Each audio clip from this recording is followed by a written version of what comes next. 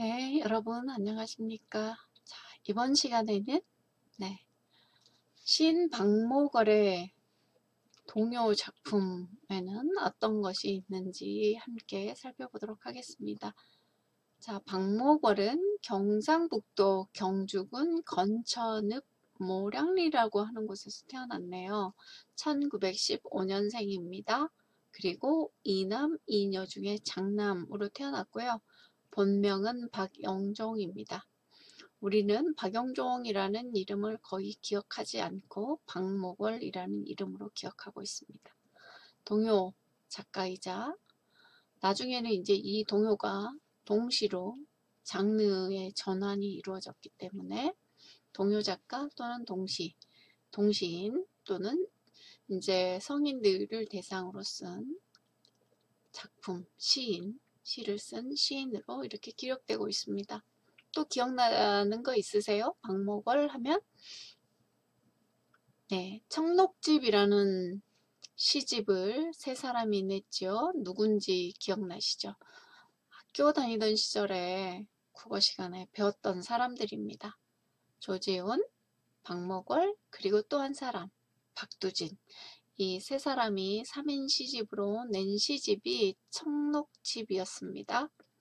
청록집은 청록이라는 시집의 제목에서 따와서 청록파 시인들이라고 이 세 사람을 부르게 됐죠. 청록파, 하나의 유파를 형성한 사람들, 박목월, 조지훈, 박두진. 이렇게 문학사에서는 그들을 기억하고 있습니다. 자, 이렇게 기억을 대부분 많이 하고 있는데요. 그런데요, 그가 쓴 동요는 우리들이 지금도 부르고 있는 동요입니다. 앞에 우리가 공부했었던 그런 많은 작가들처럼 박목월도 잡지 매체에 작품을 발표하면서 이 동요 작가 그리고 동요 작가 이후에 시인으로 성장하게 되었지요.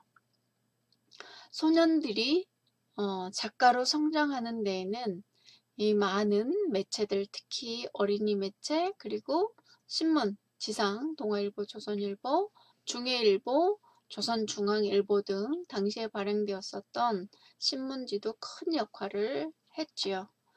자, 그러면 박목월은 어떤 작품을 써서 우리들을 동심으로 이끌었는지 살펴보도록 하겠습니다.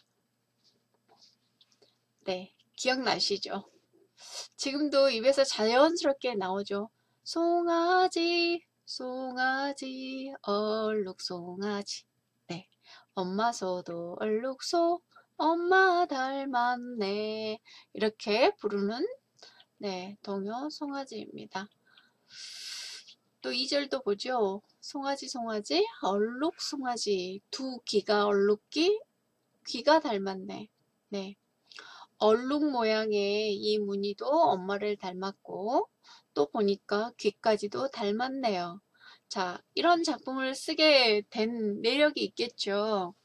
왜냐하면 엄마와 또 엄마 소와 새끼 송아지의 관계, 둘이 닮았다 라는 표현을 통해서 보면 그리운 또는 더 닮고 싶은, 가까이 하고 싶은, 가까이 하고 있는 모습이 부러운 이런 상황들이 우리 눈에 좀 그려지죠. 그 내력을 함께 보도록 하겠습니다. 박영종의 어린 시절의 모습입니다. 이게 21살 때 뒤에 보면 조금 더 자세히 그 어디 지면인지 좀 보일 텐데요. 동요 송아지, 노래비, 얼룩송아지라는 이름의 노래비까지 고향에 새겨져 있습니다. 세워져 있습니다. 지금은 경주군이 아니고 경주시지요. 천년고도 경주입니다. 네, 동요 송아지를 쓰게 된 내력이 또 이렇게 정리되어 있습니다. 자, 보면 어린 날에 썼다라고 하는 것들이 금방 우리가 알 수 있겠죠. 자, 어린이 잡지 매체를 통해서 자연스럽게 예, 문서로 성장했다. 그리고 작가가 되었다. 늘 이제 계속 반복 되풀이해서 말씀을 드렸잖아요. 그 맥락 안에서도 이 박목월이 들어가 있습니다. 2009년 동시의 세계라는 책 안에 어떻게 해서 송아지를 쓰게 되었는지 그 내력과 배경이 설명되어 있습니다. 처음으로 엄마를 떠나서 객지에 나가서 하숙을 하게 되었죠. 그래서 부모님이 너무 보고 싶고 그리고 고향도 그립고 특히 어린 날이기 때문에 더더욱이 그랬겠죠. 고향의 풀냄새, 바람 냄새까지 고향을 떠올리면 그 냄새까지 그대로 느껴지곤 했던 어느 날 친구와 학교 뒷산으로 바람 쏘이러 나갔다. 뒷산에는 목장에 얼룩박이 젖소가 한가로이 풀을 뜯고 있었고 그 젖소 중에는 송아지를 몰고 다니는 엄마 소도 있었다. 네, 그렇죠. 젖소 송아지는 엄마 소를 꼭 그린 듯 닮았다. 고향 우리 집 누렁이와 그 새끼처럼 나는 문득 가슴이 뛰도록 이상한 느낌에 마음이 울렁거림을 깨달았다. 저것 봐, 우리 소처럼 엄마 소와 새끼 소가 꼭 닮았네? 엄마와 새끼는 다 닮나 보다. 엄마와 아기는 왜 닮을까? 이런 생각과 더불어 불현듯 고향에 계시는 어머니가 몹시 그리워졌다. 그리고 손으로 내 얼굴을 슬슬 문질러 보았다.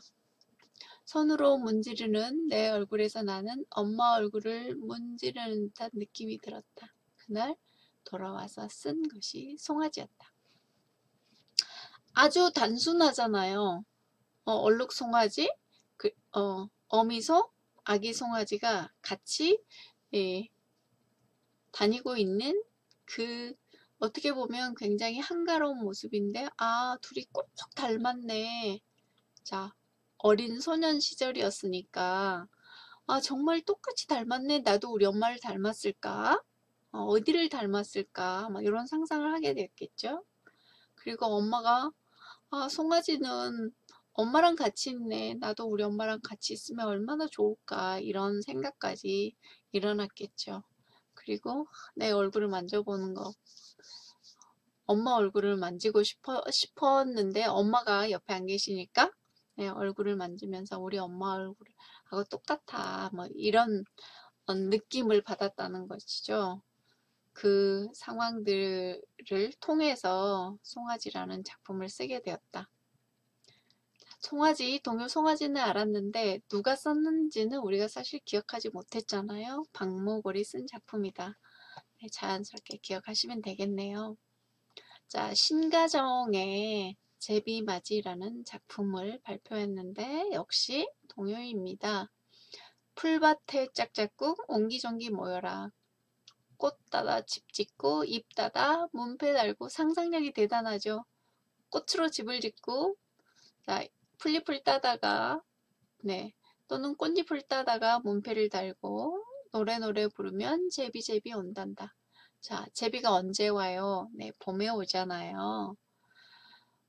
시내로 짝짝꿍 옹기종기 모여라. 풀잎배 만들어 하얀 돛 달아서 잔물결 띄우면 제비가 타고 온단다. 네, 그러니까 이 상상력을 여러분 생각해 보시면 어른들은 이런 상상을 하기가 조금 어렵죠. 자, 33년이니까 몇 살 때 나요? 1915년생이에요. 네, 몇 살 때예요? 자, 아직 10대 시절에 쓴 작품이라는 것을 금방 우리가 알 수 있잖아요. 네, 산길로 짝짝꿍 옹기종기 모여라. 넝굴 속 숨어라 꼭꼭 숨어라 숨은 아기 찾으러 제비 온단다. 거기 안에도 충분한 운율이 담겨 있습니다. 자, 제비를 기다리면서 야 풀밭에 짝짝꿍 우리 짝짝꿍 옹기종기 모이자. 자, 꽃 피는 봄날 그래서 그 꽃 따다 집 짓고 잎 따다 문패를 달고 그러면 제비가 온단다. 또 풀잎배를 만들어서 거기에다가 하얀 꽃으로 돛을 달아서 띄우면 그 제비가 온다고 그거 타고 그 배 타고 제비가 오고 네 우리가 꼭꼭 숨어 있으면 우리 찾으러 제비가 온단다. 발상이 아주 대단합니다. 자, 개 볼까요? 개. 달밤의 바닷가 모래밭에서 개들이 모여서 경주하지요. 엉금성금 기기는 기어도 옆으로 기어서 등대로 갈 것이 제 집에 갔어. 등대로 간다는 것이 결국에는 지 집으로 가고 말았다. 이것도 아주 재미있습니다. 네. 이런 이제 동화가 아니고 동요인데 동화라는 잡지에 36년에 발표한 작품입니다. 개. 몇 살 때예요? 네, 이때는 성인이 됐네요. 21살 때. 그 다음에 물새알, 산새알, 이 동요 집 제목도 물새알, 산새알인 작품집이 있습니다. 자, 또 여기에서는 그의 어린 소년 시절 또는 동심을 담아낸 작품인데 어떤 마음이 담겨 있는지 볼까요? 물새는 물새라서 바닷가 바위 틈에 알을 낳는다. 뽀얗게 하얀 물새알. 맞죠? 산새는 산새라서 잎숲을 둥지 안에 알을 낳는다. 알락달락 알록진 산새알. 자, 세심하게 봤네요. 물새는 물가에서 뽀얗게 하얀 알을 낳고 산새는 숲을 둥지에서 알록달록 알록진 알을 낳고 물새알은 깐깐하고 짭조름한 미역 냄새, 바람 냄새. 자, 산새알은 풀꽃 냄새, 이슬 냄새. 물새알은 물새알이라 날개 쭉지 하얀 물새. 그쵸? 물가에 사는 새들은 하얀 새들이 많잖아요. 산새알은 산새알이라서 빨간 댕기들인 산새가 된다. 네, 산새와 물새의 차이를 이렇게 잘 포착해서 네, 동요로 형상화했습니다. 자, 박목월은 자신의 어떤 동시관이라고 할까요? 그걸 이렇게 드러내고 있습니다. 동시도 시가 되어야 한다는 것은 나의 지론이다. 그것은 악의를 위한 것이기보다 작가 자신의 동심적 표출로서 다만 어린이들이 이해할 수 있는 단순성이 표현에서 내용에서 요구된다. 어린이들이 이해할 수 있는 단순한 표현, 단순한 내용이어야 한다. 그것이 일반적인 시와 구별되는 것이다. 라고 이렇게 이야기를 했고요. 아동문학이란 무엇인가? 그것은 동심의 문학이다. 또한 아동문학의 특수성도 아동과의 관계에 있다기보다는 동심과의 관계에 있는 것이다. 동심이 비록 어린이 마음이요. 그것이 성인과는 구별할 수 있는 아동다운 것이기는 하지만 성인에게도 동심이 잠재해 있는 한 아동과의 관계에 있는 문학으로 국한하기보다 동심과 관계가 있는 문학으로 보는 것이 타당하고 아동이 곧 동심이 아니기 때문이다. 라는 의견을 피력하고 있습니다. 자, 우리가 흔히 박목월 같은 경우는 흔히 동요, 동시라고 하면 아동을 대상으로 한다. 그래서 어린이를 대상으로 한 문학 작품이라고 국한해 왔었는데 그러기보다 동심과 관계 있는 문학으로 보는 것이 더 타당하겠다. 왜냐? 성인들 안에도 동심이 있고 아동이 곧 동심, 아동 리콜 동심은 아니기 때문이다. 자, 그래서 박목월이 생각하는 동시관, 아동문학관이 이러하였습니다. 그래서 성인이 된 다음에도 계속 동시를 썼고 그리고 일반 성인을 대상으로 한 시를 같이 병행해서 쓰게 된 것이 아닌가 싶네요. 박목월의 동시에 대해서 이재철 한국현대아동문학사를 집필한 이재철 선생은 이렇게 정리를 하고 있습니다. 본격 동시 출연의 이정표를 세운 사람이다. 동화적 환상성을 자연탄미적 향토성에서 도의 감각적 생활성으로 동시 세계를 확대했다. 기본 율조는 민요 쪽인데 동시에 대표적인 한 유형을 형성했다. 네, 앞에서 제가 자연스럽게 운율이 느껴진다라고 말씀을 드렸죠. 그것이 우리 전통 민요 대부분 2, 3 또는 3, 4 이렇게 음보를 형성하고 있는 그 맥락 안에 그 리듬이 형성되어 있다.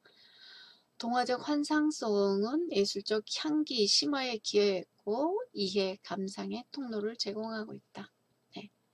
시어의 발견 그리고 그의 구사 이거는 대단한 장기다. 그래서 동시에 질적 향상에 기여하고 있다 라고 평가를 하고 있습니다. 박동 규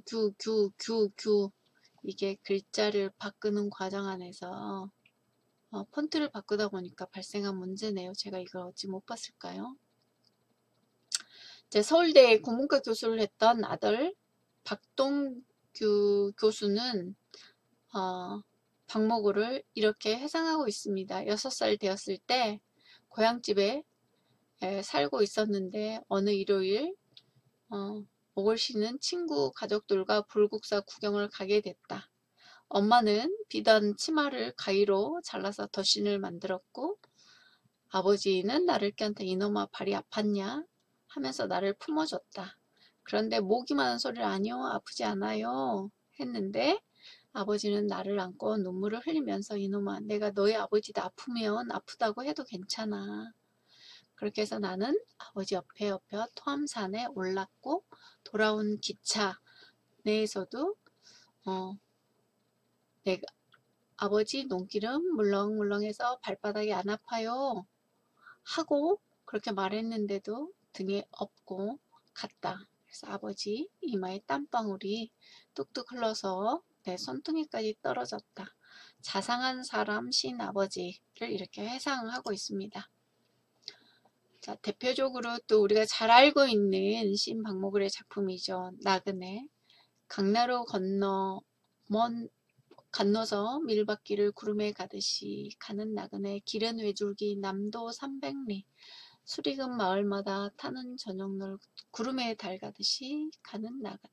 또 청노루라는 작품도 있습니다. 먼 산 청운산 낡은 기와집. 산은 자산 봄눈 녹으면 누름나무 속잎 피어가는 12구비를 청노루 맑은 눈에 도는 구름. 네, 우리가 많이 알고 있는데요. 박모골은 정지용의 추천에 의해서 등단을 하게 되었습니다. 이제 성인문학으로 등단을 하게 되었는데 시가 연륜 그리고 가을 어스름입니다. 자, 이때 정지용은 이렇게 표현합니다. 북쪽에는 소월이 있었거니 남쪽에는 박모월이 날만하다. 소리 툭툭 붉어지는 삭주 귀성조는 지금 읽어도 좋더니 모골이 못지않아 아기자기 섬세한 맛이 좋아 민요풍에서 시에서 발전하기까지 모골의 고심이 더 크다.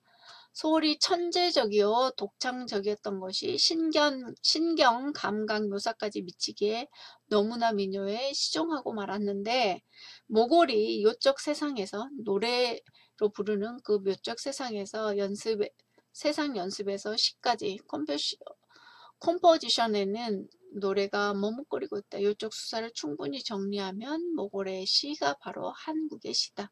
아주 대단히 호평을 하고 있습니다.